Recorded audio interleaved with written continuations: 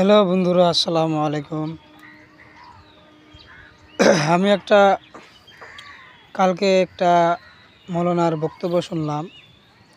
সেখানে কয় যে আল্লাহ রাব্বুল ইজ্জত যখন আদম আলাইহিস সালামকে বানালো, তো ফেরেশতারা সব ফেরেশতাদের বললেন যে হযরত আদম আলাইহিস সালামকে সেজদা করেন।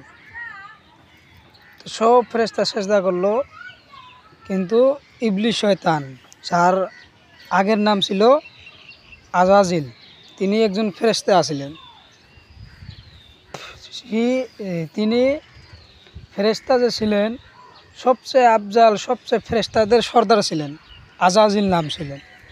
তখন যখন আদম আলাইহিস সালামকে বলল যে তোমরা সেজদা করো, তখন সে বলল যে আমি আগুন দিয়ে বানাইছি।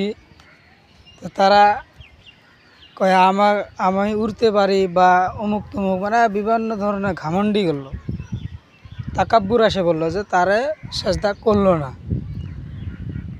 তার আজাজিল যে ইবলিস হলো, সে বলে পুরা দুনিয়ার মধ্যে এমন কোনো জায়গা নাই যে জায়গায় সেজদা করে নাই। তো আমার প্রশ্ন হলো যে যে এমন কোনো জায়গা নাই যে জায়গায় আজাজিল সেজদা করে নাই। তিনি কিন্তু ফেরেশতাদের সর্দার ছিল। তা আমার প্রশ্নটা হলো যে তাহলে আমরা কোন জায়গায় সেজদা করব? আজাজিল তো সব জায়গায় সেজদা করেছে। এই কথাটার উত্তর আপনারা সবাই কমেন্টে বলবেন।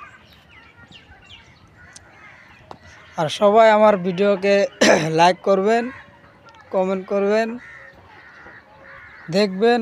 সবাই আমাদেরকেও একটু সাপোর্ট করবেন, সবাই দেখবেন।